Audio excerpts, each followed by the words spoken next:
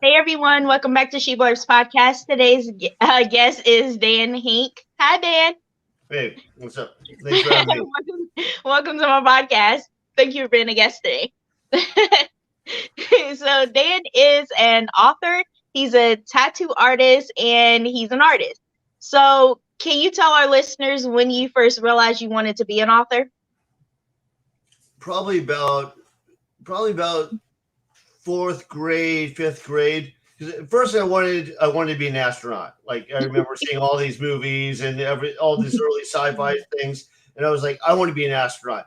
Then I just realized they basically go up and they go down, and they don't do anything. So I go, maybe I want to do something a little more technical. Maybe I'll be an astronomer. And then I realized astronomers basically just look at star patterns all day. So that sounded kind of boring. So what really gets me is like a good story and like good imagery and so on. And we didn't have a TV for a lot of when I was growing up. So we go to the public library and I check out this huge stack of books and have them all read by the end of the week.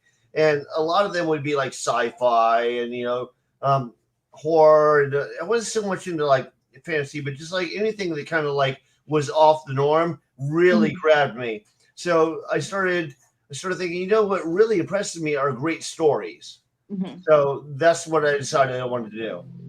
Nice, that's amazing. So what inspired you to write The End of the World? It's well, it's my third book in a trilogy. I wrote my first book, and then I wrote a second book, which is more of a collection of short stories, but taken from comic books to kind of all happen in the same universe. I like that idea. So then when I wrote the third one, it's kind of a sequel to the first one, but it's kind of like if you've seen the movie Mad Max and then you saw Yeah. the movie Road Warrior, Mhm. you don't have to see one to see the other. I mean, it kind of helps, gives you a little more background, but that it's not intrinsic to the story. So that's what I was thinking with End of the World. I was like, finally, I've done this writing thing long enough that I really kind of know where I want to go with all of this, and I'll put it into a comprehensive story. And the other books are kind of like backstories on characters in this story. So if you read them, it's kind of like you're like how sometimes they'll do like TV shows now, and then they'll do little spin-off series where you can like Mhm. see the backstory of the main characters. I Oh kind yeah. of look at those early books as just like that, like the spin-off series. It kind of tell you where they came from, but it all kind of comes together, and I like what I did with it. And fortunately, a lot of other people seem to like it too, so it's worked out for me well. Nice. So can you give our listeners like a brief summary of your book, The End of the World? Yeah, Like just tell definitely. me what it's about. Yeah, definitely. So it's mainly there are two main characters in it, which were main characters in my previous books. One is like a early 20s, late teens punk rock kid, and he has these strange abilities where he can like hear dead people talk to him, and like he'll walk between worlds, but he doesn't know when it happens. He'll like go down a hallway and suddenly he's somewhere else. So he has all these weird abilities. He doesn't know what's going on. He's kind of struggling to control them. Plus, he's an adolescent teenager. I mean, that's a tough time for anyone, even if you don't have those abilities. You know. Sure. And then you have another guy who stole some alien technology, and he's a little bit older, and he's a little bit more like single minded, like focused just on this. So they kind of end up like meaning, like kind of coming together. Um, the whole thing, I tried to make it kind of complex, but with like a simple enough plot. Like the whole U.S. falls apart, and these guys are like these social pariahs, like the guy with the stolen alien technology and the punk rock kid are just struggling to survive day to day. And there's this like, even though the U.S. is falling apart, there's like an oligarchy that's kind of used to run things before, like kind of manipulated presidents and politicians and so on. And they're trying to bring back this ancient evil.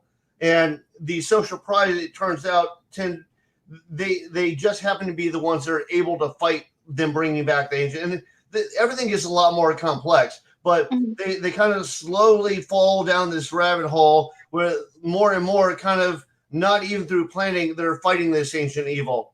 And I don't want to tell you how it ends. No spoilers, but it gets kind of complex, and a lot of craziness happens at the end.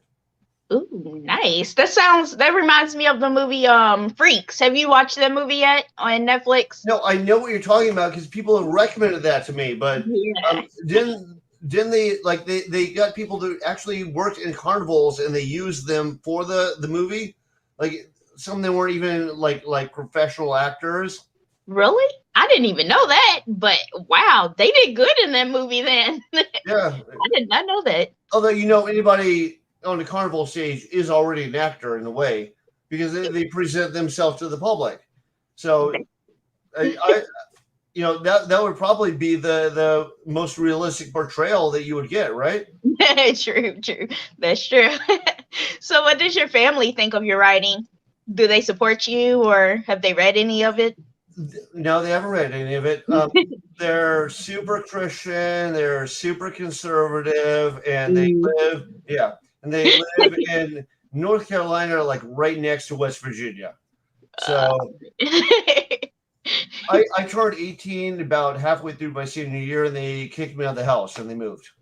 So man, man, that sounds like me. I left the house when I was 17. yeah. So it sounds just like me. So what was your hardest scene to write and why was it the hardest scene? I don't know. I think with the third novel, I finally got enough down that since it previously presented like a big challenge to me, I was able to go a little bit more smooth with it. Some of the scenes, especially with the punk rock kid, like I was a homeless punk rock kid, so I kind of based them off of my experiences. And I was a punk rock kid in the South, so yeah, and this was also like the early 90s. So if you like, and I look like a British punk rocker, like with a leather jacket with the spikes on it, combat boots and like a blue mohawk and The that trip was pants. what? The trip pants. That's what I Yeah, had. Trip pants, Slipknot shirt, which I'm still wearing to this day. but, well, that was a little bit after my era. Like this is more like the slightly tighter pants. Like I had black jeans and band t-shirts and everything. But at the time, and this was in Virginia, and in Virginia, the police weren't too friendly to you if you look like that. Plus, I was homeless, and they just wanted to harass you nonstop. Like I remember, there's one time, like at the time, I smoked, and they have like these little they're like little bridges over creeks, like on like running trails, like paved running trails. And I was on one of those smoking a cigarette, and somebody called the police and said there's a suspicious looking character lighting things on fire. They showed up, threw me against their car, searched me. I had 2 packs of cigarettes and 3 packs of matches. They go, "Why do you have all the matches?" I was like, "Because I fucking smoke." And they took me to jail, charged me with arson. I had community service. I had I had points against my life. I had everything. It was bad. Yeah. Oh my goodness. Oh my goodness. So what do you like to do when you're not writing? I know you do tattooing and artwork, right? Yeah. Well, I do a lot of artwork for bands, and Oh. when I was in high school, and I couldn't decide whether I wanted to write or draw, and then Mhm. I read some at the time some of the more advanced comic books like Watchmen and Batman the Dark Knight and stuff were coming out. I was like, wait a minute, these are as complex as novels, but they have artwork. I was like, I can do both. This is great. And it turns out companies don't really want to let you do that Right. because they're looking after their bottom line. They don't know who you are. It was I moved to New York City. Like I put myself through community college for art. I moved to New York City, and I was like convinced I was going to be a comic artist. And it took one interview with DC Comics to kind of shoot that down. Really? Yeah, Wow. they wanted me to draw superheroes, and I was like, I was like big into stuff like Hellraiser and Yeah. Swamp Thing and Watchmen, like complex character interactions. I wasn't big into like Captain America punching people, and it was kind of boring to me. And I remember I interviewed. I won't even say the name of the editor because he was not a nice guy. But I remember like he looks through my portfolio. He's like, "This might work in art school, but let me tell you what sells." And he took out it was a issue of Superman. It had Superman punching Lex Luthor. It's like he opened it up as a splash page, like an old page. Of Superman punching Lex Luthor. He goes, "You want to do this?" I was like, "No." He goes, "We don't have a job for you." Wow. Wow. But with your artwork that I've seen and stuff and your writing, you can do your own comic books and build your own comic books. Like you don't I have have, and since then, at the time it's very disheartening, of course, but and I went into tattooing. A couple different people offered me over time, and I finally took somebody up on it. I wish I'd done it earlier, but I finally took somebody up on it, and I was thinking, you know what? I'll just do this to pay the rent, until I get a job doing comic books. And then I really enjoy doing it. But when you're not worried about comic books paying your rent, you can do them on the side. So then I started doing a lot of stuff on the side. That's amazing. Because I've interviewed quite a few comic book artists. Like I feel like you can make it with your stories and your artwork. I feel like you can make it. Like I've interviewed someone that works for DC. He worked for DC and Marvel, and he said the same thing you said. They're kind of harsh. So he said, really harsh, yeah. Oh, and yeah. I remember, like at the time, I think they paid $23,000 a year to live in Brooklyn, and you have to produce. I think it's 20 pages a month. So you do a lot of drawing for basically no money. And then not only that, but what happens is you can't just draw it and you're done. First, you have to sketch it out. Then you send it to the writer. Then he makes changes. Then you redraw it until the writer's happy with it. Then it goes to the publisher, and he has to okay what you're putting out. And maybe you have to make some changes to get it published. And then after everything's done, then they send it to an inker. They don't let you ink your own stuff. And then the inker. So you basically, have to have it done probably within like half a month, because it has to go through all these processes before it finally gets ready for publication. And like I said, they pay you very little. And not only do they pay you very little, they give you no control, basically. Because if you're not writing it, you're illustrating someone else's story. And when you first start out, you probably get the lowest guy in the rung, so you get a horrible writer. So you're working your ass off doing the best artwork you possibly can for a horrible story. And then to make things even worse, they'll have the inker, and I don't know if you're familiar with the process, but you have a penciler and inker. So the penciler can do these beautiful pencils. If it's a mediocre inker, he can ruin everything you did. So you put your heart and soul into these beautiful pencils, and he just ruins it. And I remember one thing Andrew Helfer said, he's like, well, your stuff is too detailed for most inkers. I was like, well, I'll ink my own stuff. That's great. He's like, oh, no. So, because I guess they're concerned about you putting out a certain number of pages a week or a month. And, if you only have a limited time, then you definitely can't do too many jobs because they can rely on you.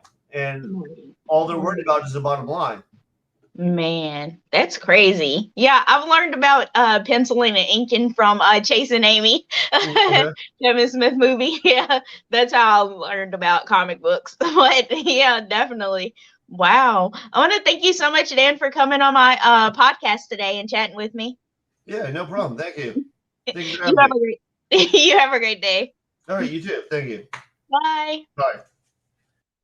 Hey everyone, I want to thank you all so much for listening to my interview with Dan. If you would like to purchase any of his books, I have linked his website to this interview.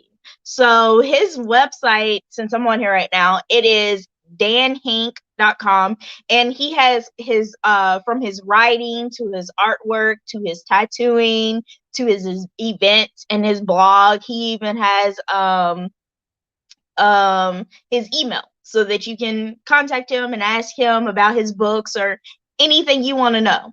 So thank you all so much for supporting my podcast, and thank you all so much for listening. You all have a great day and make great choices. Bye.